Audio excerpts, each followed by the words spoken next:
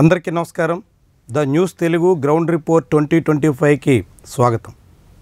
ఆంధ్రప్రదేశ్లో కూటమి ప్రభుత్వం అధికారంలోకి వచ్చిన ఏడాది తర్వాత రాజకీయ పరిణామాలు ఎట్లా ఉన్నాయి, ఏ నియోజకవర్గంలో పరిస్థితి ఏంటి అన్న దాని మీద మనం పలు వీడియోలు చేసాం. అవన్నీ ప్లేలిస్ట్లో ఉంటాయి, కావాలంటే చూడొచ్చు. ఈరోజు మనం బాపట్ల జిల్లాలో ఉన్నటువంటి రాజకీయ పరిస్థితి ఏంటి, అసెంబ్లీ నియోజకవర్గాల వారీగా ఏ స్థానంలో ఎలాంటి సిట్యువేషన్ ఉంది అన్నది పరిశీలిద్దాం. మొత్తం ఈ జిల్లాలో 7 అసెంబ్లీ నియోజకవర్గానికి గాను 7 చోట్ల కూటమి అభ్యర్థులే విజయం సాధించారు. అందులోనూ 2 ప్రస్తుతం రాష్ట్ర ప్రభుత్వ క్యాబినెట్లో మంత్రులుగా ఉన్నారు. ఒకే జిల్లా నుంచి 2 నేతలు మంత్రులుగా ఉన్నటువంటి తీరు అరుదైనటువంటి వ్యవహారం. ఆ క్రమంలోనే అనగాని సత్యప్రసాద్ రేపల్లి నుంచి హ్యాట్రిక్ విజయం సాధించి ప్రస్తుతం రెవెన్యూ మంత్రిగా ఉన్నారు. గొట్టిపాటి రవి అద్దంకి నుంచి గొట్టిపాటి రవి 3వ పార్టీ తరపున కూడా గెలిచి ఆయన రాష్ట్ర విద్యుత్ శాఖ మంత్రిగా బాధ్యతలు వ్యవహరిస్తున్నారు. ఇక ఈ 2 మంత్రులతో పాటుగా మిగిలిన 5 నియోజకవర్గాల్లోనూ ఎలాంటి పరిస్థితి ఉంది, రాజకీయంగా ఇప్పుడు ఏ నియోజకవర్గంలో ఏ రీతిన సాగుతోంది చూద్దాం. వేమూరు బాపట్ల జిల్లాలోని ఎస్సీ రిజర్వ్డ్ స్థానాలు రెండింట్లో ఒకటి వేమూరు.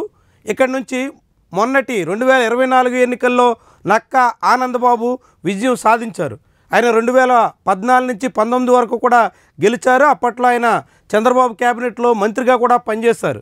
సీనియర్ నాయకుడిగా సుదీర్ఘకాలంగా టీడీపీలో ఉన్నటువంటి నేతగా ఆయన గుర్తింపు ఉంది. గడిచిన ఏడాది కాలంగా నియోజకవర్గంలో ఆయన పెద్దగా ప్రభావితం చేసిన దాఖలాలు లేవు. తన పట్టు పెంచుకునే ప్రయత్నాలు కూడా అరకొరగానే ఉన్నాయి. అదే సమయంలో నియోజకవర్గ సమస్యల పరిష్కారానికి ఎమ్మెల్యే చొరవ కూడా అంతంత మాత్రమే అనే అభిప్రాయం వినిపిస్తోంది. దీంతో పాటుగా తెలుగుదేశం పార్టీ కూటమి పాలన మీద కూడా వేమూరు వాసుల్లో కాసింత అసంతృప్తి మొదలయ్యింది. నియోజకవర్గ సమస్యలు కానీ ఇతర సంక్షేమ పథకాల అమలు విషయంలో కానీ అరకొరగానే వ్యవహరిస్తున్నారు అనేటువంటి అంచనా పెరుగుతోంది. దీంతో ప్రజల్లో అటు ఎమ్మెల్యే తీరు పట్ల ఇటు ప్రభుత్వ వ్యవహార శైలి పట్ల అసంతృప్తి అయితే సుస్పష్టంగా కనిపిస్తోంది. అదే సమయంలో ఇక్కడ వైఎస్ఆర్సీపీ ఇన్ఛార్జ్ స్థానికేతరుడు అనేటువంటి అభిప్రాయం కారణంగానే 2024లో ఘోర పరాభవాన్ని మూటగట్టుకోవాల్సి వచ్చింది. ఇప్పుడు వచ్చే ఎన్నికల నాటికి మాజీ మంత్రి మేరుగు నాగార్జున మళ్ళీ ఇక్కడికి వస్తారు అనేటువంటి అభిప్రాయం స్థానికంగా వైఎస్ఆర్సీపీ కార్యకర్తల్లో కూడా వినిపిస్తుంది. అయితే ఆయన వచ్చినా రాకపోయినా నియోజకవర్గంలో ఇన్ఛార్జ్ మాత్రం కాసింత తన చొరవను ప్రదర్శించే ప్రయత్నం చేస్తున్నారు. నియోజకవర్గంలో పట్టు పెంచుకునే కృషి అయితే మొదలైంది. కానీ ఆయన ఎంత మేరకు ఆ వ్యవహారంలో సక్సెస్ కాగలరు అన్నది చాలా కీలకమైనటువంటి ప్రశ్న. ప్రభుత్వం మీద ఎమ్మెల్యే మీద పెరుగుతున్నటువంటి వ్యతిరేకతను ఉపయోగించుకోగలిగితే ఇక్కడ వైఎస్ఆర్సీపీ మరోసారి పాగా వేసే అవకాశం దక్కొచ్చు అనేటువంటిది నియోజకవర్గంలో వినిపిస్తున్న మాట. ఇక రేపల్లె తెలుగుదేశం పార్టీకి గట్టి పట్టున్న నియోజకవర్గం. వరుసగా ఆ పార్టీ విజయం సాధిస్తూ వస్తున్నటువంటి స్థానం. గడిచిన 3 ఎన్నికల్లో కూడా ఆ పార్టీకే ఇక్కడ ఓటర్లు పట్టం కట్టారు. ఆ పార్టీ తరపున అనగాని సత్యప్రసాద్ విజయం సాధిస్తూ వస్తున్నారు. హ్యాట్రిక్ ఎమ్మెల్యేగా ఇప్పుడు క్యాబినెట్ మంత్రిగా అనగాని నియోజకవర్గంలో ఏదో మేరకు తన ప్రభావాన్ని చూపే ప్రయత్నం చేస్తున్నారు. అయితే అనగాని తన సొంత శాఖతో పాటుగా సొంత నియోజకవర్గానికి కూడా పెద్దగా సమయాన్ని కేటాయించే అవకాశం ఉండదు. అనగాని సోదరులే ఇక్కడ మొత్తం వ్యవహారాలు చక్కబెడుతూ ఉంటారు. నియోజకవర్గంలో పట్టు చేజారిపోకుండా అనగాని బ్రదర్స్ ప్రయత్నం అయితే సాగిస్తున్నారు. కానీ ఎమ్మెల్యేగా ఉన్నప్పటికన్నా మంత్రిగా గెలిచిన తర్వాత నియోజకవర్గంలో విస్తృతంగా అభివృద్ధి చేస్తారనుకుంటే అలాంటి ప్రయత్నాలు ఏమీ జరగడం లేదనేటువంటి వాదన మొదలయ్యింది.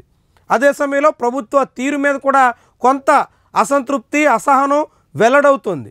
నియోజకవర్గంలో సంక్షేమ పథకాల అమలు తీరు విషయమే కానీ అభివృద్ధి పరంగా కానీ పెద్దగా శ్రద్ధ పెట్టడం లేదనేటువంటి వాదన జనాల్లో మొదలైంది. అదే సమయంలో ఇక్కడ నియోజకవర్గ ఇన్ఛార్జిగా ఉన్న వైఎస్ఆర్సీపీ నాయకుడు గణేష్ తన పట్టు పెంచుకునే ప్రయత్నం కొంతమేరకే చేయగలుగుతున్నారు. ఇటీవల వైఎస్ఆర్సీపీని వీడి మాజీ మంత్రి మోపిదేవి తెలుగుదేశం పార్టీలో చేరినప్పటికీ అక్కడ కూడా ఆయన పూర్తిగా సంతృప్తిగా ఉన్న దాఖలాలు కనిపించట్లేదు. మళ్ళీ వైఎస్ఆర్సీపీలోకి మోపిదేవి రావచ్చు అనేటువంటి అభిప్రాయం రేపల్లె వాసుల్లో వినిపిస్తోంది. మళ్ళీ మోపుదేవి ఇటువైపు వస్తే ఏదో కొంత మేరకు ఉపయోగపడే అవకాశం ఉంటుంది. అయితే అప్పుడు కూడా పార్టీలో సమన్వయం అన్నది చాలా కీలకమైనటువంటి వ్యవహారం. 2024 ఎన్నికల్లో కూడా వైఎస్ఆర్సీపీలో సఖ్యత లేకపోవడం ఆ పార్టీకి చేటు తెచ్చింది. ఓ దశలో వైఎస్ఆర్సీపీ పుంజుకున్నట్టు కనిపించినా చివరికి రాష్ట్ర వ్యాప్త వేవ్లో వెనుకబడపోక తప్పని పరిస్థితి దాపురించింది. ఇక వచ్చే ఎన్నికల నాటికి ప్రభుత్వం మీద, మంత్రి అనగాని మీద పెరుగుతున్నటువంటి అసంతృప్తిని వైఎస్ఆర్సీపీ ఎంత మేరకు సొమ్ము చేసుకోగలదు అన్నది ముఖ్యమైనటువంటి ప్రశ్న. ఇక బాపట్ల, ఇక్కడి నుంచి వైఎస్ఆర్సీపీ వరుసగా 2 సార్లు గెలిచి యాట్రిక్ సాధించాలనుకున్నప్పటికి కూడా 2024లో బోల్తా పడింది. ఏపీ అసెంబ్లీకి మాజీ డిప్యూటీ స్పీకర్గా పనిచేస్తున్నటువంటి నేత ఇక్కడ వైఎస్ఆర్సీపీ తరపున ఓటమి పాలయ్యారు. తెలుగుదేశం పార్టీ తరపున వేగేసిన నరేంద్ర వర్మ తొలిసారి విజయం సాధించారు.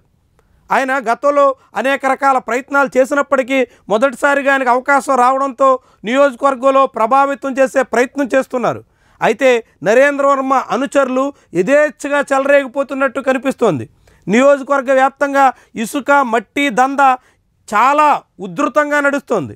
దాంతోపాటుగా బీచ్లో మత్స్యకారులకు అన్యాయం జరిగేలా రిసార్ట్స్, ఇతర టూరిజం కార్యకలాపాలు ప్రారంభమవుతున్నాయనేటువంటి వాదన బలపడుతుంది. దీంతో మత్స్యకారుల్లో ప్రభుత్వం పట్ల వ్యతిరేకత మొదలయ్యింది. దాంతోపాటుగా పెద్దగా సంక్షేమ పథకాల అమలు విషయంలో ప్రభుత్వం చొరవగా ఉండడం లేదు అనేటువంటి వాదన నియోజకవర్గ వాసుల్లో వినిపిస్తోంది. జిల్లా కేంద్రంగా ఉన్నటువంటి ఈ నియోజకవర్గంలో తెలుగుదేశం పార్టీ పెద్దగా పట్టు పెంచుకునేటువంటి ప్రయత్నాలు ఫలించడం లేదు. దాంతో ఇక్కడ మళ్ళీ వైఎస్ఆర్సీపీకి అవకాశం ఉండొచ్చు అని నియోజకవర్గ వాసుల్లో వినిపిస్తున్నటువంటి మాట. మొన్నటి ఎన్నికల్లో చివరికి రెడ్లు కూడా తనకు దూరం కావడంతో చాలా తీవ్రమైనటువంటి పరిణామాలు ఎదుర్కొన్న కోన రఘుపతి తిరిగి మళ్ళీ తనకు దూరమైనటువంటి వర్గాలకు చేరువయ్యే ప్రయత్నం చేస్తున్నారు. ఇవన్నీ ఫలిస్తే బాపట్లలో వైఎస్ఆర్సీపీ తిరిగి పుంజుకునే అవకాశాలు పుష్కలంగా కనిపిస్తున్నాయి. ఇక పర్చూరు తెలుగుదేశం పార్టీకి పట్టుకొమ్మ లాంటి నియోజకవర్గం. రాష్ట్ర వ్యాప్తంగా ఎదురుగాలి వీచినటువంటి 2019లో కూడా ఇక్కడ తెలుగుదేశం జెండా ఎగిరింది. ఇప్పుడు కూడా తెలుగుదేశం పార్టీ ఎమ్మెల్యే తీరు నియోజకవర్గ వాసుల్లో మిశ్రమ స్పందన వినిపిస్తోంది. ఇటీవల కాలంలో పొగాకు రైతుల సమస్య పర్చూరు నియోజకవర్గంలో ప్రభావితం చేసే అంశంగా మారుతోంది. ప్రభుత్వ తీరు పట్ల పొగాకు సాగుదారుల్లో తీవ్ర వ్యతిరేకత స్పష్టంగా కనిపిస్తోంది. అదే సమయంలో ఎమ్మెల్యే వ్యవహార శైలి కారణం ఇక్కడ పాజిటివ్ అంశంగా మారుతోంది. ఎమ్మెల్యే నియోజకవర్గ సమస్యల మీద స్పందిస్తారని, ప్రజలకు అందుబాటులో ఉంటారని, ప్రజా సమస్యల మీద ఎప్పటికప్పుడు కదులుతారని ఇలాంటి అభిప్రాయం చాలామందిలో వినిపిస్తోంది. ఇవన్నీ ఇక్కడ తెలుగుదేశం పార్టీకి అడ్వాంటేజ్ అవుతుంటే, రెండో వైపు రైతులు, ఇతరుల సమస్యలు మాత్రం నియోజకవర్గంలో తెలుగుదేశం పార్టీకి కొంత ఇబ్బందిని తెచ్చే అంశంగా మారుతుంది. అదే సమయంలో పర్చూరులో వైఎస్ఆర్సీపీకి స్థిరమైన నాయకత్వం కరువయ్యింది. అనేక ప్రయోగాలు చేస్తున్నప్పటికీ పర్చూరు నియోజకవర్గంలో వైఎస్ఆర్సీపీకి గట్టి నేతలు దొరకడం లేదు. ప్రస్తుతం నియోజకవర్గ ఇన్ఛార్జ్ కూడా పట్టు పెంచుకునే ప్రయత్నంలో పెద్దగా శ్రద్ధ పెడుతున్న దాఖలాలు లేవు. దాంతో ఇక్కడ వైఎస్ఆర్సీపీ తిరిగి పట్టాలెక్కే ప్రయత్నాలు అంతంత మాత్రంగానే ఉన్నాయి. ఇదే తెలుగుదేశం కూటమి ఎమ్మెల్యేకి పెద్ద అడ్వాంటేజ్ అంశంగా మారుతుందని చెప్పొచ్చు. ఇక అద్దంకి ఒకనాటి వైఎస్ఆర్సీపీకి గట్టి పట్టున్న స్థానంగా కనిపించినటువంటి ఈ నియోజకవర్గం ఇప్పుడు తెలుగుదేశం పార్టీకి బలమైన స్థానంగా మారుతోంది. ఇక్కడ నుంచి గొట్టిపాటి రవి వరుసగా విజయం సాధిస్తూ వస్తున్నారు. 2009 నుంచి ఆయన ఓటమి ఎరుగని నేతగా ఉన్నారు. పార్టీలు మారుతున్నా ఆయనకు మాత్రం ఓటమి కనిపించడం లేదు. దాంతో వచ్చే ఎన్నికల నాటికైనా గొట్టిపాటి రవిని ఢీకొట్టగల సమర్థుడైన నాయకత్వం వైఎస్ఆర్సీపీలో వస్తుందా లేదా అనేటువంటి అభిప్రాయం వినిపిస్తోంది. ముఖ్యంగా కమ్మ, రెడ్డి అనేటువంటి విభేదాలు పుష్కలంగా కనిపించే అద్దంకిలో గొట్టిపాటి రవికి మొన్నటి ఎన్నికల్లో ప్రభుత్వ వ్యతిరేకత చాలా ఉపయోగపడింది. కొంత సందర్భాల్లో కొన్ని మండలాల్లో ఎదురుగాలి వీస్తున్నట్టు కనిపించినప్పటికీ ఆయన మరో విజయాన్ని దక్కించుకోవడానికి రాష్ట్ర వ్యాప్త వేవ్ కూడా తోడ్పడింది. ఇక అదే సమయంలో ఇటీవల కాలంలో ప్రభుత్వ తీరు మీద కొంత అసంతృప్తి పొగాకు, ఇతర రైతులు వ్యక్తం చేస్తున్నారు. ఇదంతా వచ్చే ఎన్నికల నాటికి గొట్టిపాటి రవికి ఎదురు దెబ్బకు కారణమయ్యే అవకాశం కూడా ఉంది. అయితే దీన్ని వైఎస్ఆర్సీపీ ఏ మేరకు ఉపయోగించుకుంటుంది అన్నది కీలకమైనటువంటి ప్రశ్న. ఇక్కడ వైఎస్ఆర్సీపీకి బలమైన ఇన్ఛార్జ్ లేరు. మొన్నటి ఎన్నికల్లో పోటీ చేసిన అనిమిరెడ్డి పెద్దగా శ్రద్ధ పెట్టడం లేదు. ఆయన వ్యాపార కార్యకలాపాల నిమిత్తం బయటే ఉంటున్నారు. దాంతో అద్దంకి వైఎస్ఆర్సీపీ శ్రేణులను నడిపించే నేత కరువయ్యారు.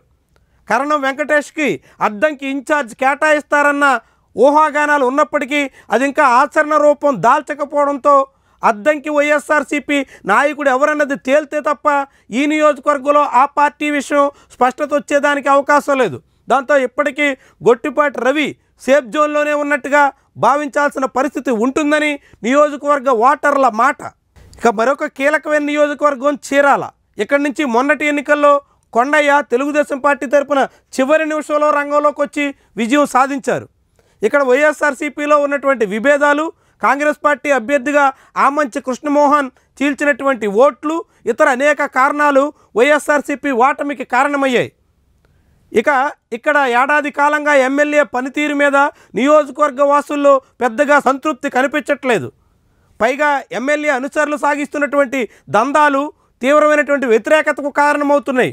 అదే సమయంలో ప్రభుత్వ తీరు పట్ల కూడా పెద్ద సానుకూలత లేదు.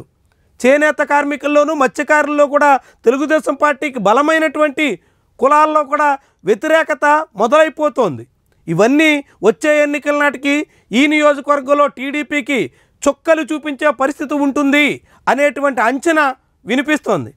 ఇక ఇక్కడ వైఎస్ఆర్సీపీ ఇన్ఛార్జిగా ఉన్న కరణం వెంకటేష్ అడపాదడపా కార్యకలాపాలు మినహా పూర్తి స్థాయిలో శ్రద్ధ పెట్టిన దాఖలాలు లేవు. నియోజకవర్గంలో ఇటీవల నిర్వహించిన వైఎస్ఆర్సీపీ కార్యక్రమాలు చాలా తీవ్ర స్థాయిలో సాగాయి. అదే సమయంలో ఆమంచి కృష్ణమోహన్ ఆయన బ్రదర్ కూడా తిరిగి మళ్ళీ వైఎస్ఆర్సీపీ వైపు చూస్తున్నారు అనేటువంటి వాదన ఉంది. ఏమైనా వైఎస్ఆర్సీపీ ఇక్కడ ఐక్యంగా సాగితేనే, ఓట్ల చీలిక నివారించగలిగితేనే గట్టెక్కే అవకాశం ఉంటుంది. మరి వచ్చే ఎన్నికల నాటికి ప్రభుత్వ వ్యతిరేకత, ఎమ్మెల్యే తీరుతో మొదలైనటువంటి అసంతృప్తి ఇవన్నీ ఏ మేరకు వైఎస్ఆర్సీపీ ఉపయోగించుకుంటుందన్న దాన్ని బట్టి చీరాలలో ఆ పార్టీ భౌతవ్యం ఆధారపడి ఉంటుంది. ఇక ఈ జిల్లాలో రెండో ఎస్సీ రిజర్వ్డ్ నియోజకవర్గం సంతనూతలపాడు. ఇక్కడి నుంచి విజయ్ కుమార్ మొన్నటి ఎన్నికల్లో విజయం సాధించి రెండోసారి అసెంబ్లీలో అడుగుపెట్టారు. కానీ ఏడాది కాలంగా ఓటర్లను ఆయన పెద్దగా ప్రసన్నం చేసుకునే కార్యక్రమాలు చేపట్టడంలో విఫలమైనట్టుగా కనిపిస్తోంది. నియోజకవర్గ సమస్యల మీద కూడా ఎమ్మెల్యే శ్రద్ధ పెట్టడం లేదు అనేటువంటి అభిప్రాయం కనిపిస్తుంది. ఇటీవల నియోజకవర్గంలో బలమైన నాయకుడిగా టీడీపీలో కొనసాగిన వీరయ్య చౌదరి మర్డర్ టీడీపీలో తీవ్రమైనటువంటి ప్రభావాన్ని చూపింది. ఆ పార్టీ నేతలు స్తబ్దతగా మారిపోవడానికి కారణమయ్యింది. ఇవన్నీ సంతనూతలపాడులో టీడీపీకి ఎదురు దెబ్బలుగా చాలామంది భావిస్తున్నారు. అదే సమయంలో ప్రభుత్వ తీరు పట్ల కూడా పొగాకు సహా ఇతర అనేక రైతాంగ విషయంలో నిర్లక్ష్యం చూపుతున్నారు అనేటువంటి మాట బలపడుతుంది. ఇవన్నీ వచ్చే ఎన్నికల నాటికి టీడీపీకి చాలా పెద్ద ఎదురు దెబ్బకు కారణమవుతాయి అనేటువంటి అంచనా మొదలవుతుంది. అదే సమయంలో ఈ నియోజకవర్గంలో ఇన్ఛార్జిగా ఉన్న వైఎస్ఆర్సీపీ నేత మేరుగ నాగార్జున అడపాదడపా వెళ్ళి కార్యకలాపాలు సాగిస్తూ వస్తున్నారు. నియోజకవర్గంలో ఆయన ఇంకా పూర్తి స్థాయిలో పట్టు పెంచుకున్న దాఖలాలు లేవు. వచ్చే ఎన్నికల నాటికైనా ఆయన అక్కడే ఉంటారా, లేకుంటే ఆ నియోజకవర్గాన్ని ఖాళీ చేసి తిరిగి మళ్ళీ సొంత నియోజకవర్గం వేమూరు వైపు వెళ్ళిపోతారా అనేటువంటి అనుమానాలు చాలామందిలో ఉన్నాయి. వైఎస్ఆర్సీపీలో స్పష్టత వస్తే తప్ప సంతనూతలపాడులో ఆ పార్టీ పూర్తిగా పట్టు సాధించే అవకాశం అయితే ఉండదు. వైఎస్ఆర్సీపీకి ఒకనాటి బలమైనటువంటి నియోజకవర్గమైన ఎస్ఎన్పాడులో ఇప్పటికీ ఆ పార్టీ పుంజుకోలేకపోవడానికి స్థానిక నేతల్లో ఉన్నటువంటి సఖ్యత లేమి ప్రధాన కారణంగా కనిపిస్తుంది. ఇక ఈ జిల్లాలో ఉన్నటువంటి మొత్తం 7 నియోజకవర్గాలకు గాను ఇప్పటికీ 4 చోట్ల తెలుగుదేశం పార్టీ నేతలు పూర్తిగా సేఫ్ జోన్లో ఉన్నట్టుగా కనిపిస్తుంది. 3 చోట్ల మాత్రం ఆ పార్టీకి అప్పుడే ఎదురుగాలి మొదలైపోయింది. 2 నియోజకవర్గాల్లో అయితే టీడీపీ దాదాపుగా చాలా తీవ్ర వ్యతిరేకత ఎదుర్కొంటోంది అనేటువంటి వాదన వినిపిస్తోంది. మొత్తంగా చూస్తే ఇప్పుడు ఇరు పార్టీలు ఈ జిల్లాలో సమ ఉజ్జీలుగా కనిపిస్తున్నాయి. మరి తన పార్టీ పరిస్థితి చేజారిపోతున్నటువంటి సమయంలో చక్కదిద్దుకోవడానికి టీడీపీ నేతలు ఎంత చొరవగా కదులుతారు, పరిస్థితిని ఏ మేరకు సరిచేసుకుంటారు అన్నది వచ్చే ఎన్నికల నాటికి ఆ పార్టీ కంచుకోటల్లాంటి నియోజకవర్గాల్లో పరిస్థితిని తేట తెల్లం చేస్తుంది. ఇక వైఎస్ఆర్సీపీ కూడా ఇక్కడ పట్టు పెంచుకోవాలి, మెజార్టీ సీట్లు సాధించాలి అని చేస్తున్నటువంటి ప్రయత్నాలు ఇంకా ముమ్మరం అవుతున్నటువంటి దాఖలాలు లేవు. ఆ పార్టీ నియోజకవర్గ ఇన్ఛార్జుల్లోనే పూర్తి స్థాయి స్పష్టత లేదు. ఈ విషయం మీద ఆ పార్టీ నాయకత్వం ముందు సొంత గూటిని చక్కదిద్దుకోవడం మీద ఎంత త్వరగా శ్రద్ధ పెడుతుంది, ఎంత వీలైనంత వేగంగా క్లారిటీ ఇస్తుందన్న దాన్ని బట్టే బాపట్లలో వైఎస్ఆర్సీపీ భవితవ్యం ఆధారపడి ఉంటుంది. ఇది మొత్తంగా బాపట్ల జిల్లాకు సంబంధించినటువంటి నియోజకవర్గాల వారీగా రాజకీయ పరిస్థితి. వీడియో మీద మీ అభిప్రాయాన్ని తెలియజేయండి. దాంతోపాటుగా వీడియో లైక్ చేసి ఛానల్ని సబ్స్క్రైబ్ చేయడం మాత్రం మర్చిపోకండి. Thank you very much for watching.